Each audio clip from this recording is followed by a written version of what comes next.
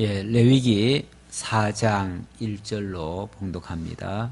여호와께서 모세에게 말씀하여 이르시되 이스라엘 자손에게 말하여 이르라. 누구든지 여호와의 계명 중 하나라도 그릇 범하였으되 만일 기름 부음을 받은 제사장이 범죄하여 백성의 허물이 되었으면 그가 범한 죄로 말미암아 흠없는 수송아지로 속죄제물을 삼아 여호와께 드릴지니 그 수송아지를 해망문 앞 여호와 앞으로 끌어다가 그 수송아지의 머리에 안수하고 그것을 여호와 앞에서 잡을 것이요. 우선 4절까지 봉독해 드렸습니다. 누구든지 여호와의 계명 중 하나라도 그릇 범하였으되, 그릇 범한 죄, 그릇 범했다는 말은 고의 범죄는 아니죠. 계획적이고 아주 음흉하게 일부러 작정을 하고 범죄한 경우는 아니죠. 하지만은 우리가 부지불식간에 그것이 그렇게 큰 죄인 줄도 모르고 그만 일을 저지른 경우가 있습니다. 그런 죄를 가리켜서 그릇 범죄했다 그럽니다. 원래 고범죄라고 하는 것은 고의적으로 짓는 그 죄는요, 용서가 안 돼요. 원래 용서할 수 없어요. 계획적이고 의도적이고 아주 악랄하게 이렇게 하는 범죄는 하나님께서 성경에도 절대로 용서하지 말라고 돼 있어요. 오히려 용서하지 말라고 돼 있는데 우리 마음은 안 그런데 우리 행동이 마음과는 상관없이 자꾸만 저지르는 경우가 있어요. 그래서 마음으로는 내가 착하게 살아야지, 부모님 말씀도 들어야지, 말씀 거슬리지 말아야지, 교회 출석도 잘해야지, 그러면서도 행동은 자꾸 딴 데로 나가요. 자꾸 속에서 딴 게 시켜요. 그래서 내가 가고 싶은 대로 자꾸 가는 거죠. 그렇게 되는 거. 이제 그 당시는 잘 모를 수 있어요. 근데 잠시 후에 보면 아니 내가 미쳤지, 내가 왜 그랬지, 이렇게 생각하는 거죠. 그러면서 자기 실수를 발견하고 그때 아차 내가 죄를 지었구나 라고 생각하면 그때 제물을 가져다가 제사를 드리는 거예요. 그 죄값에 해당되는 제물을 가져다가 제사를 드리는데 그걸 뭐라고 그러냐면 속죄제다 그렇게 얘기를 합니다. 그 제사를 그 죄를 속하는 제사다 그 말이죠. 그런데 여기 오늘 본문에서는 3절에 보니까 만일 기름 부음을 받은 제사장이 범죄하여 그 백성의 허물이 되었으면 이렇게 얘기를 합니다. 기름 부음을 받은 제사장이 범죄해서 백성들에게까지 그 죄의 영향을 미쳤으면 그런 말이에요.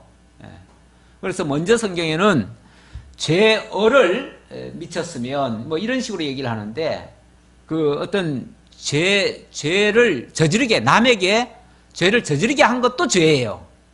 내가 죄를 짓는 것도 죄고요. 나의 실수로, 나의 잘못으로 인해 가지고 다른 사람에게 영향을 미쳐서 그 사람으로 하여금 죄를 짓게 만든 것도 죄예요. 남에게 영향을 미친다는 것은 영향을 미칠 만한 위치에 있는 사람이겠죠. 근데 여기는 이제 특히 기름 부음을 받은 제사장이 이렇게 얘기를 합니다. 기름 부음을 받은 제사장. 기름 부음 받은 제사장은 이스라엘의 지도자예요. 이스라엘 백성들을 올바른 길로 인도해야 될 책임이 있는 사람이에요. 근데 그런 사람이 앞장서서 백성들로 하여금 실수하게 만드는 거죠. 백성들을 잘못 이끄는 거죠. 바른 길을 제시해야 되는데 뭔가 잘못된 길을 제시하는 거죠. 아니면 참이 뭔지를 안 가르쳐 주는 거죠. 그리고 본성대로 살아가도록 그냥 내버려 두는 거죠. 한마디로 죄의 요소가 많이 있는데 죄에 빠질 확률이 굉장히 높은데도 내 거 아니니까, 내 일 아니니까 내버려 두는 거죠. 귀찮으니까 내버려 두기도 하고 이것도 죄예요. 그러니까 죄라고 하는 게 적극적으로 저지른 죄도 있지만 이렇게 소극적으로 방관하는 죄도 사실은 큰 죄입니다. 그런데 특히 이 지도자 입장에서는 자기의 그 작은 행동이, 지도자 입장에서야 작은 행동이죠. 왜냐하면은 귀찮아서 오늘은 얘기 안 할래. 그것도 그냥 작은 일이잖아요. 내가 귀찮으면 안 할 수 있잖아요. 하지만 나 귀찮다고 할 일을 안 해버리면 그것 때문에 마땅히 그 말을 듣고 고쳐야 될 사람이 못 고치니까 엄청난 죄를 결과를 만들 수 있죠. 그걸 죄얼이라고 그래요. 죄 영향을 미쳐버린다는 거죠. 그렇게 되어지면 여러 사람 잡는 거죠. 여러 사람 잡아요. 그러니까 이 개개인은요, 개개인이 사실 죄 짓는 거는 아주 큰 죄라고 할 수는 없어요. 큰 죄라고 할 수 없는데 그 개개인을 바른 길로 인도하지 못하면 그 지도자는 엄청나게 수많은 사람들을 망칠 수 있기 때문에, 그래서 이 지도자의 죄가 제일 큰 죄예요. 어떤 면에서. 그래서 제일 무서워요. 그래서 이런 사람, 이런 큰 죄 같으면은 재물도 커야 돼요. 그러니까 그 제사하는 사람의 그 영향력이 큰 사람은 제사를 드릴 때 재물도 큰 걸로 드려요. 그래서 송아지로 드린다 그 말이에요. 흠 없는 수송아지로 속죄제물을 삼아 여호와께 드릴지니 그 수송아지를 회막문 여호와 앞으로 끌어다가 그 수송아지의 머리에 안수하고, 그 죄의 그 원인 제공자가 쉽게 말하면 그 사람이기에요. 제사장이 죄의 원인자예요. 원래는 제사를 드릴 때에, 지난번에 보니까 지난번에는 죄를 지은 사람이 제물을 가져와 가지고 그 사람이 안수한다 그랬죠? 그 사람이 안수해야 되는데, 이거는 제사장이 죄를 지었기 때문에 누가 안수를 해요? 제사장이 안수를 해야 돼요. 그러니까 자기 죄를 자기가 책임이 있으니까 자기가 안수를 해야 돼요. 그래서 제사장이 그 수송아지의 머리에 안수하고 그것을 여호와 앞에서 잡을 것이요, 기름 부음을 받은 제사장은 그 수송아지의 피를 가지고 회막에 들어가서 그 제사장이 손가락에 그 피를 찍어 여호와 앞 그 성소의 휘장 앞에 7번 뿌릴 것이며, 7번 뿌린다는 말의 의미는요, 7번이라는 말 자체가 원래 완전수라고 그래요. 완전수이기 때문에 완전히 깨끗하게, 이 피 뿌림으로써 완전히 깨끗하게 해야 된다, 그런 의미죠.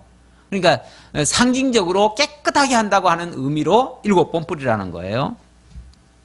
그리고 나머지는 뭐 7번만 뿌리고 나서 나머지는 그냥 다 밑으로, 번제단 밑에다가 쏟을 것이며, 또 그 속죄제물이 된 수송아지의 모든 기름을 떼어낼지니 곧 내장에 덮인 기름과 내장에 붙은 모든 기름과 두 콩팥과 그 위의 기름 곧 허리 쪽에 있는 것과 간에 덮인 꺼풀을 콩팥과 함께 떼어내되 화목제 제물의 소에서 떼어냄 같이 할 것이요. 화목제 드릴 때에 원래 그런 그 기름 껍데기 뭐 이런 간 콩팥 뭐 이런 것들은 따로 떼거든요. 따로 떼가지고 그것은 여호와께 따로 드리고 나머지 고기들은 전부 다 제사장이나 또는 그 제주에게 돌리라고 그랬습니다. 그런데 그렇게 하는 것처럼 여기도 그렇게 떼어내라 그 말이죠.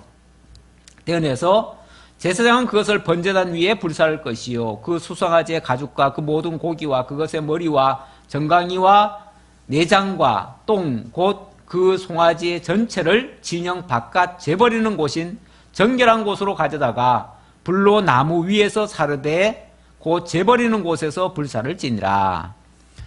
그 일부는 번제단 위에서 태워서 향기로운 냄새로 올려드리고 나머지는 몽땅 다 저 진 바깥으로 끌고 나가래요. 가져나가다가 거기서 완전히 다 태워드리래요. 그래서 다 불사한 거는 맞는데 조금 이제 다르다면, 먼저는 화목제 같은 경우는 그것을 나눠 먹었어요. 나눠 먹었는데 이거는 먹을 게 아니에요. 원래 죄값으로 치러지는 것은 먹을 수 없어요. 예, 먹을 수 없어요. 그래서 이것은 온전히 다 불태워야 돼요. 불태워야 되는데 이거는 아예 죄를 가지고 몽땅 짊어지고 죽는 거라서 그 번제단 위에다가 태울 수가 없어요. 그래서 저 바깥에까지 가져가 나가야 돼. 저 진 밖에까지, 영문 밖에까지 가지고 나가야 돼요. 그래서 완전히 이거는 소각하듯이 완전히 소멸시켜버리듯이, 그래서 이 백성들과 또는 제사장뿐이 아니라 백성들에게서부터 그 죄값이 멀리 멀리 나가도록 이렇게 이제 하라는 거죠. 그래서 다시는 그런 죄가 그 진영 안으로 들어오지 못하도록 하라는 그런 의미입니다. 자, 그 다음 13절의 말씀은 사실 뭐 내용은 같은데 그 죄의 주체가 누구냐 그 말인데, 아까는 제사장이 죄의 주체였어요. 죄 지은 자의 주체였는데, 이번에는 이스라엘 온 회중이라고 합니다. 온 회중. 이번에는 어찌 보면은 제사장이 그 원흉이 돼 가지고 그 죄를 입히면은 온 회중이 그 죄에 다 빠지는 거죠. 그러니까 지도자가 하나 잘못하면 온 백성들도 어쩔 수 없이 다 죄에 빠져요. 빠지는데 그 백성들 온 회중들도 그만한 거기에 상응한 죄값을 치러야 돼요. 그래서 온 회중도 그에 비슷한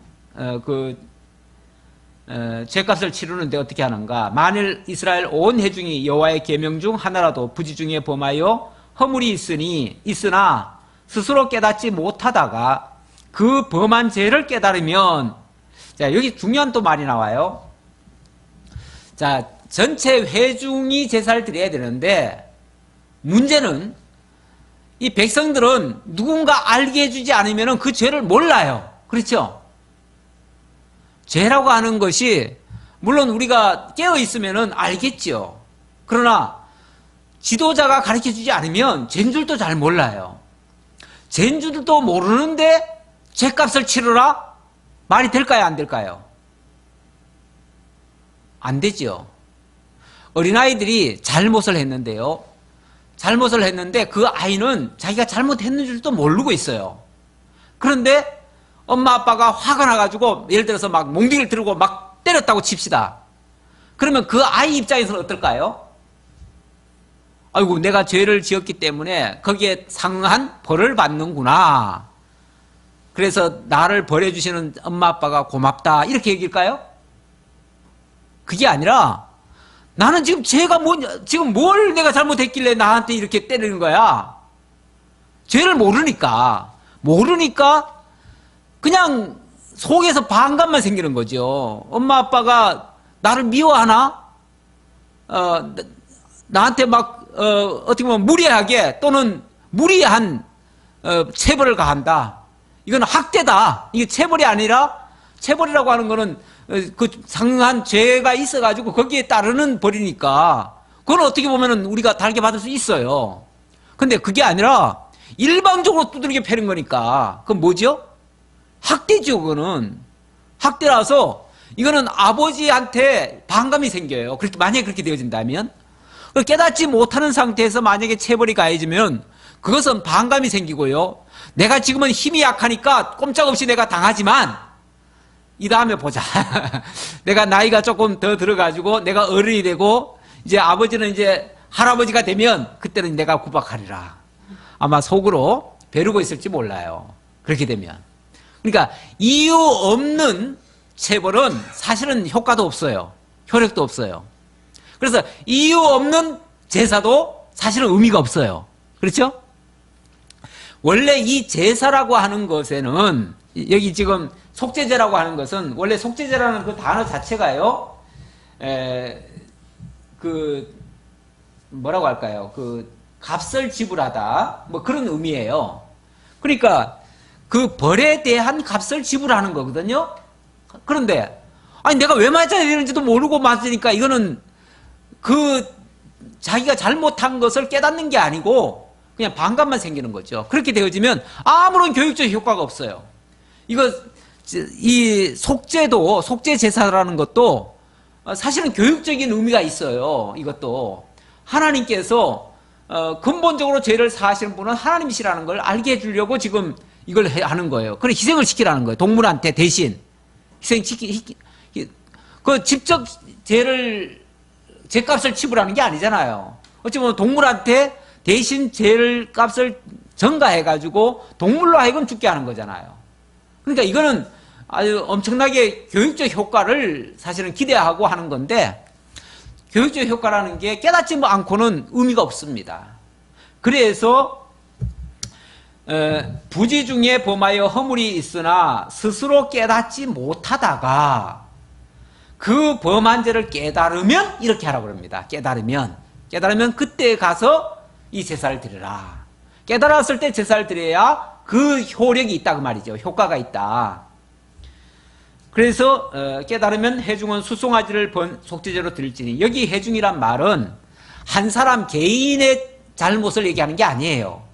온 나라의 죄를 씌워놨을 때 이 말이에요. 그러니까 이 죄는요, 온 해중이니까 죄가 커요.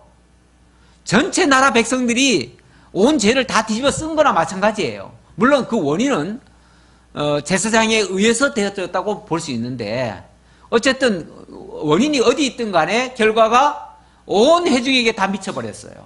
그랬을 경우는 그 회중을, 전체 회중을 다 대신해서 죄값을 치러야 되기 때문에 수송아지로 하라, 그 말이에요. 그러니까 온 회중의 죄의 값이나, 어찌 보면 아까 말했던 그 제사장 한 사람의 죄의 값이나 거의 같아요. 무게가 같아요.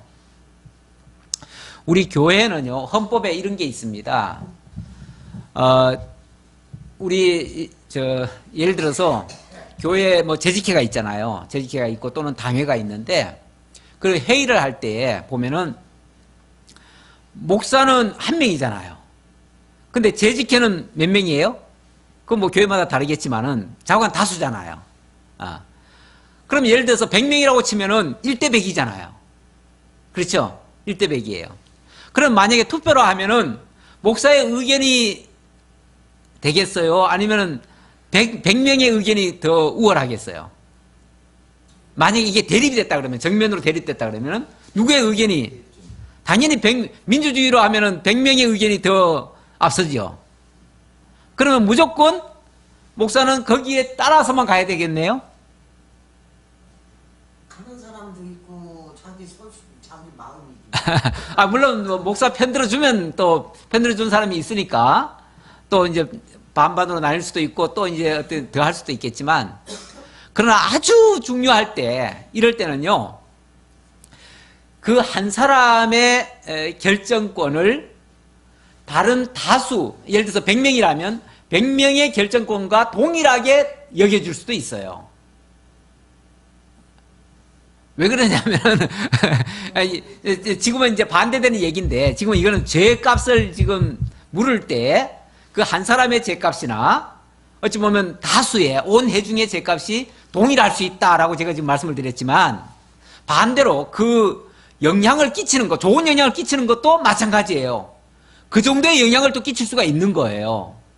그래서 평소에는 물론 목사가 일방적으로 내가 여러분들 100명과 동일하다 해가지고 모든 사람 100명이 다 반대하는데도 나 혼자 고집할 수는 없겠지요. 그럴 수는 없겠지만, 뭐 예를 들어서 아주 중요한 경우라든지, 이거는 뭐 정말 절대로 양보할 수 없는 부분이 있을 때, 그럴 때는 그 한 명이라도 100명의 저거와 같을 수 있다는 것을 지금 말씀드리는 거예요. 그런 대표적인 예가, 예를 들어서요, 온 백성이, 온 회중이 예를 들어서 전부 다 우리가 하나님을 대적합시다 라고 했다고 쳐요. 이건 극단적인 얘기지만, 그랬을 때 목사가 이거는 말씀에 안 맞다, 성경에 의하면 이거다 라고 해가지고 그걸로 고집을 피운다면은 이게 어떻게 돼요? 한 사람의 주장이지만 그 100명의 잘못된 의견을 상쇄해야 돼요. 그걸 덮어야 돼요. 오히려 그걸 억눌러야 돼요. 물론 제가 극단적인 예를 든 거예요. 일반적인 평상시에 그런 어떤 절대적 진리 기준 아닌 그런 거에는 이렇게 할 수는 없어요. 사실은 없지만 제가 예를 들자면 그렇다는 거예요. 그만큼의 영향력이 있을 수 있다는 걸 제가 강조하려고 한 말이에요. 뭐 그렇다고 해서 목사 혼자의 주장이 여러분들 전체 주장보다 더 세다, 이거는 아니에요. 절대. 지금은 민주적으로 하기 때문에, 모든 회의 절차가 민주적으로 하기 때문에 절대 그렇게 할 수는 없어요. 그렇게 했다가는 탄핵당하지요. 예. 제가 그만큼 영향력이 크다는 걸 강조하기 위해서 예를 든 것 뿐입니다.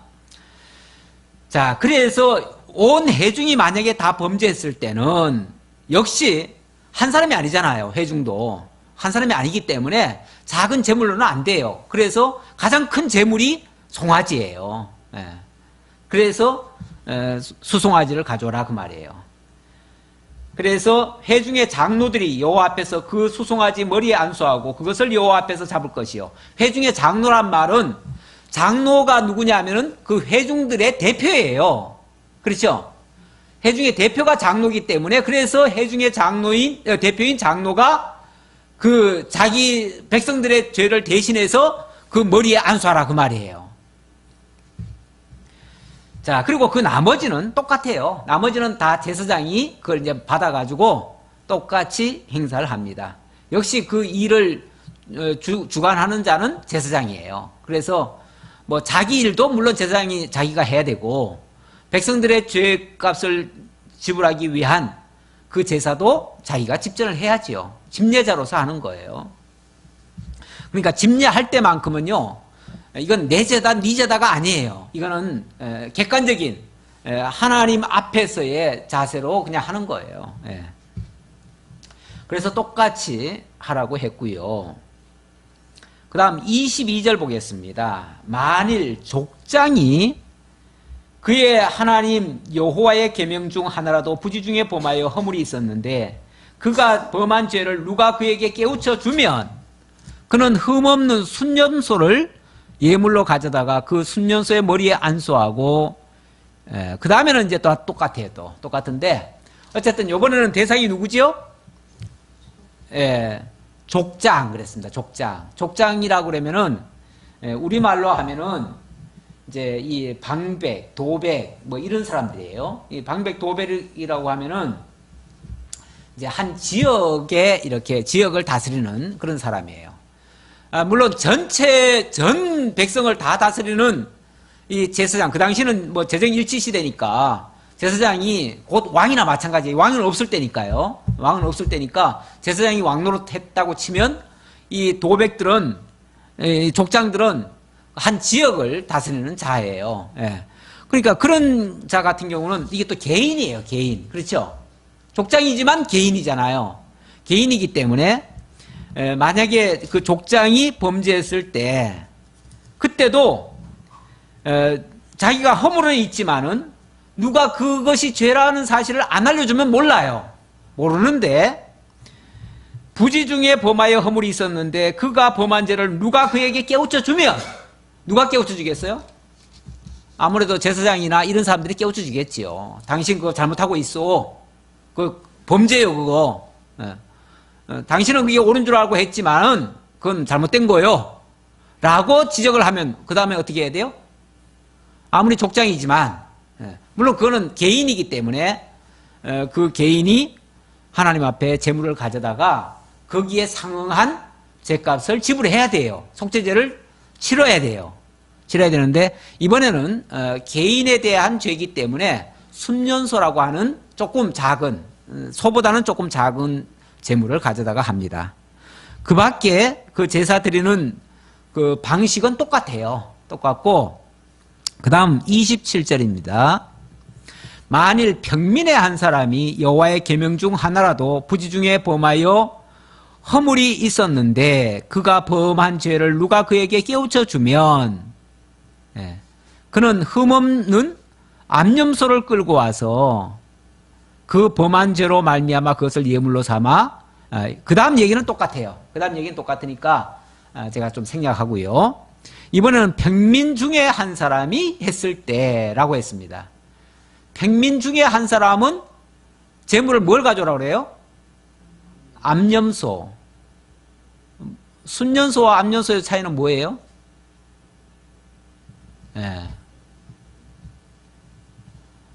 이 백성들을 가리켜서요, 지도하는 입장에 있으면은, 그러니까 사실 이 도백이다, 족장이다, 이런 사람들은 어떻게 보면 거의 다, 옛날에는 남자들이 다 했어요. 했고, 실제 그 힘이 있는 자들이거든요. 힘 있는 자들이기 때문에 그렇고, 그 백성들은 그들의 지도와 그들의 그 지시에 의해서 움직이는 사람들이에요. 그러다 보니까 이 백성들을 칭할 때는 하나님도 당신이 남편이다 또는 백성들을 가리켜서 마치 아내처럼 그렇게 여긴 경우가 있어요. 그러니까 이 백성들을 이야기할 때 동물로 말하면 암컷으로 이렇게 지칭하는 경우가 있어요. 그러니까 이 암컷이라는 그 의미는 어찌 보면 지도를 받는 입장이다 그런 의미예요. 그래서 암컷으로 가져오라는 거예요. 그러니까 이 동물이라고 하는 것은요, 그 사람의 어떤 신분이나 그 사람의 어떤 위치나 그 사람의 어떤 역할이나 이런 것들을 대변하고 있어요, 지금. 그러니까 가리키는 거죠. 가리키는 그것을 이제 이렇게 지시하는 입장이죠. 그래서 백성들은 아무래도 지도를 받는 입장이에요. 그래서 암컷으로 그렇게 하라. 그렇게 지금 표현을 한 거예요. 자, 그리고 나머지 제사 드리는 방식은 똑같고요. 32절에 보니까 그가 만일 어린 양을 속죄 제물로 가져오려거든. 그러니까 요거는 다른 걸로 해도 된다 그 말이에요. 꼭 암염소만 하라는 게 아니다 그 말이에요. 암염소가 없으면 암양으로 하고, 암양이 없으면 뭐 암비둘기로 하고, 예를 들어서 더 약한 걸로 해도 돼요. 그러니까 그거는 형편 따라 하는 거예요. 그거는 조금 만약에 그나마 돈도 있고 좀 뭐 힘이 있고 이런 사람 같으면은 좀 암염소나 암양으로 할 수 있고요.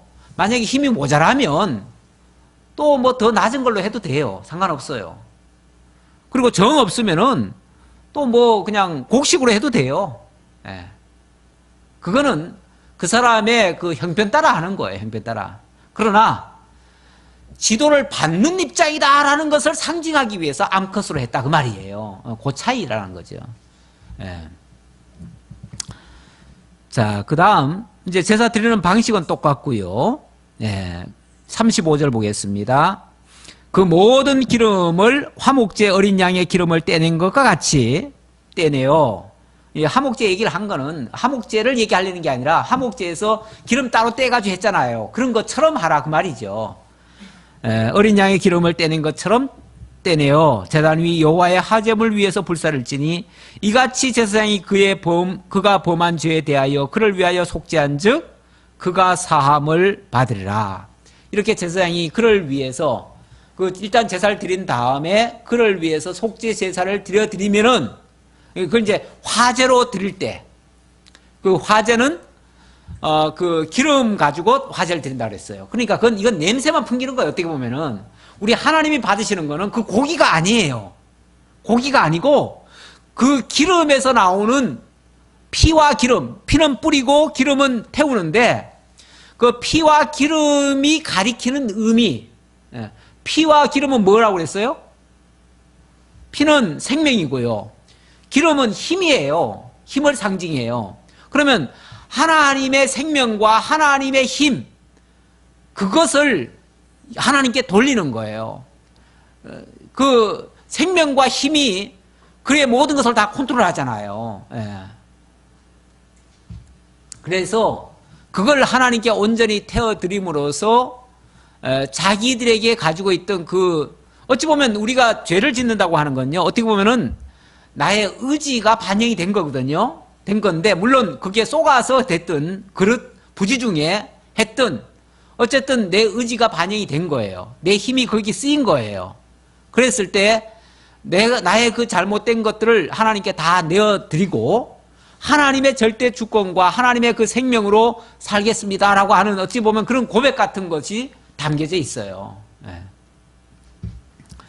그렇게 해서, 제사를 드렸을 때에 하나님께서 이제 사함을 주시겠다라고 말씀을 하고요. 만일 5장으로 넘어갑니다. 만일 누구든지 저주하는 소리를 듣고서도 증인이 되어 그가 본 것이나 알고 있는 것을 알리지 아니하면 그가 자기의 죄를 져야 할 것이요 그 허물이 그에게로 돌아갈 것이며 만일 누구든지 부정한 것들 곧 부정한 들짐승의 사체나 부정한 가축의 사체나 부정한 곤충의 사체를 만졌으면 부지중이라고 할지라도 그 몸이 더러워져서 허물이 있을 것이요. 이거는 이제 여러 가지 죄가 구체적으로 아주 세부적으로 나오는. 그런데 여기 보니까 어찌 보면 앞에서 저질렀던 그런 아주 근원적인 죄, 어찌 보면 속죄죄라고 하는 것은 근원적인 죄에 대한 속죄예요. 속함이에요. 속함인데 여기 뒤에 그 5장의 내용은요, 이거는 속건죄거든요. 속건죄. 이 건자는 허물건자예요. 허물이라고 하는 거는 이 죄라고 하는 거와 허물이라고 하는 건 무슨 차이죠? 죄라고 하는 거는요, 마음속에 저질러지는 게 죄예요. 마음속에서부터 일어나는 게 죄예요.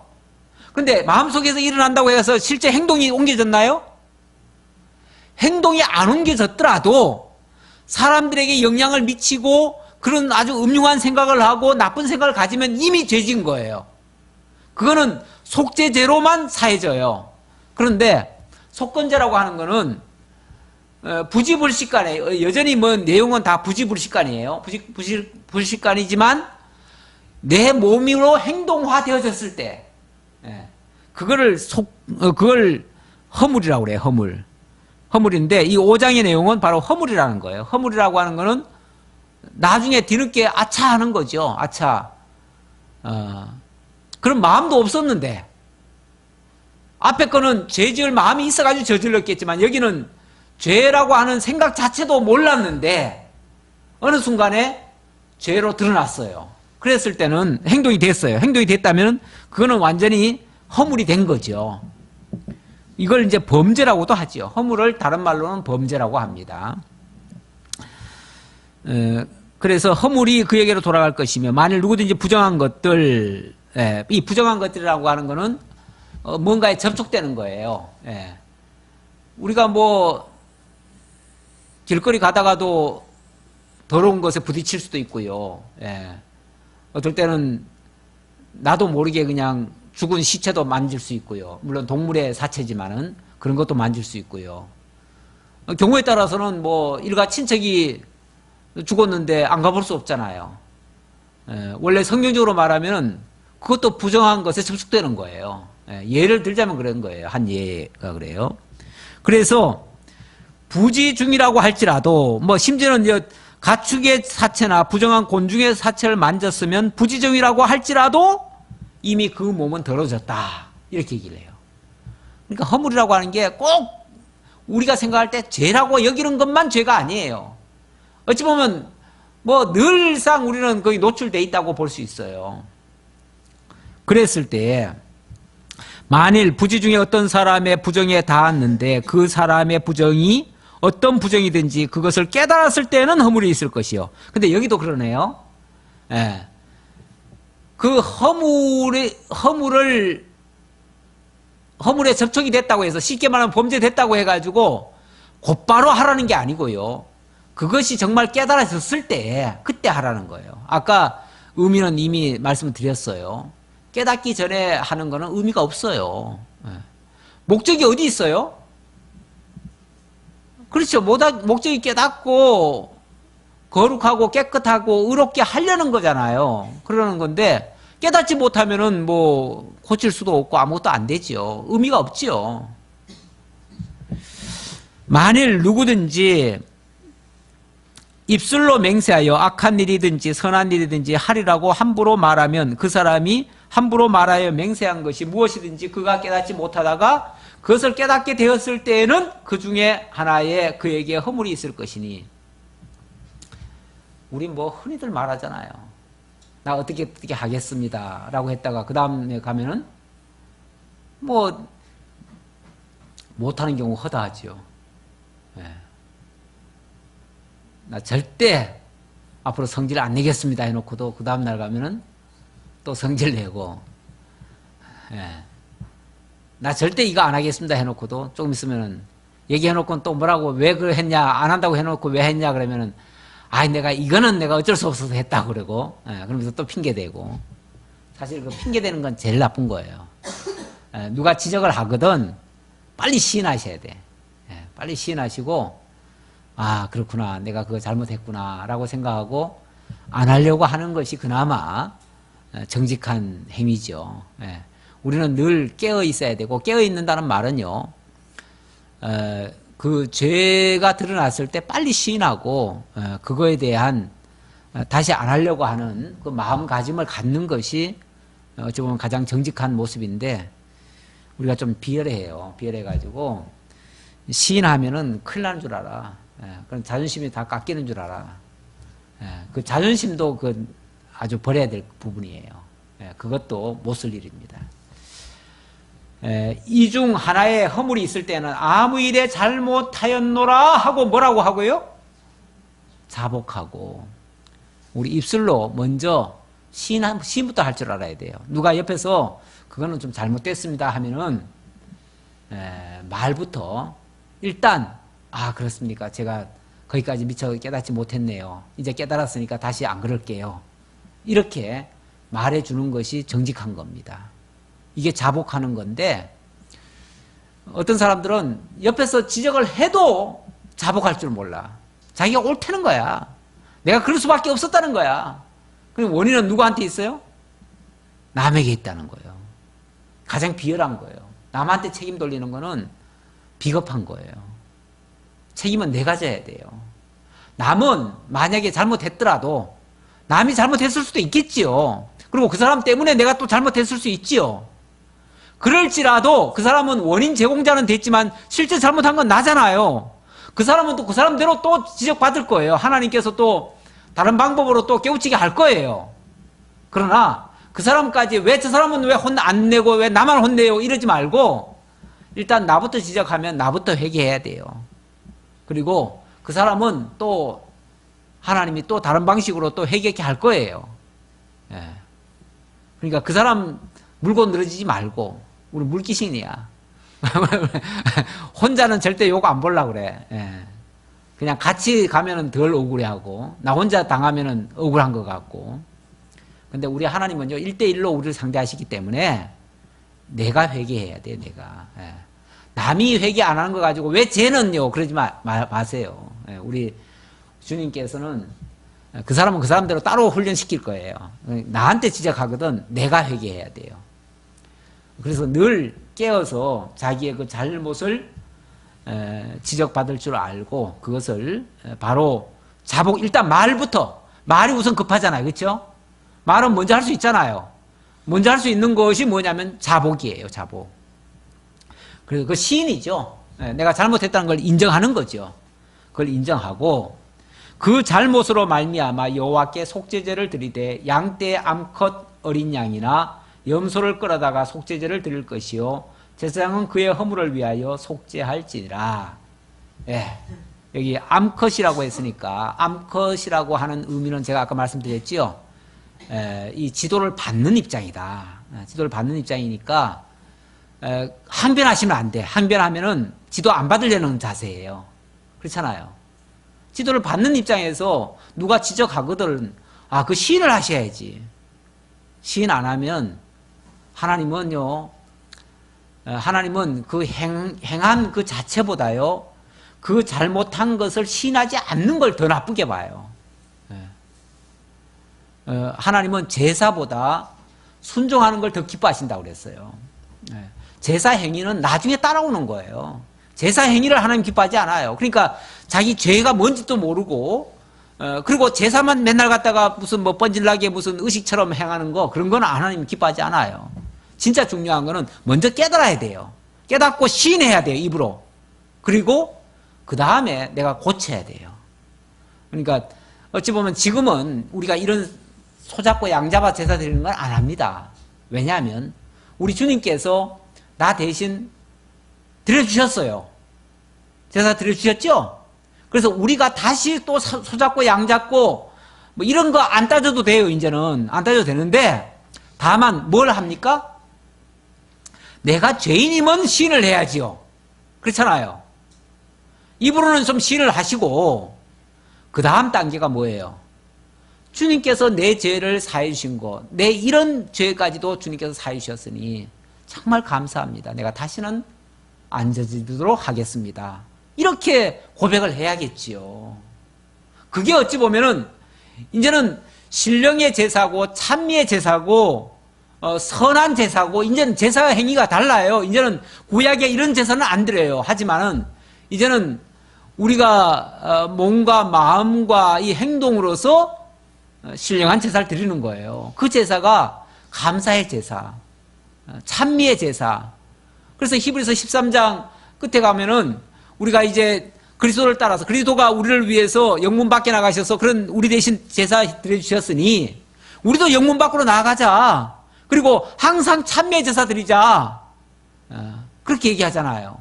그러니까 이제는 우리가 감사와 찬송하면서 이제 선한 일을 하기 위해서 힘쓰는 거죠. 잘못은 시인하고 그리고 그걸 고쳐가면서 하나님 앞에 감사로 드리는 그 제사가 오늘날의 속죄제사고 속건제사예요. 기도합시다. 아버지 하나님 감사합니다. 하나님께서 베풀어 주신 은혜를 따라 오늘도 레위기를 통해서 다시 한번 우리를 대속해서 속죄제와 속건제 드리신 주님의 은혜를 기억했습니다.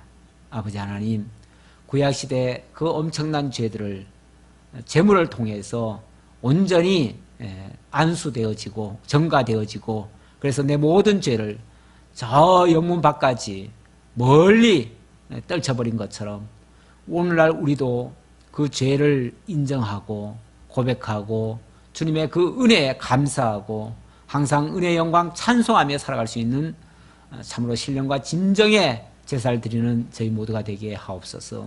다시 만날 때까지 지켜주옵시길 원하옵고 예수님의 이름으로 기도하옵나이다. 아멘.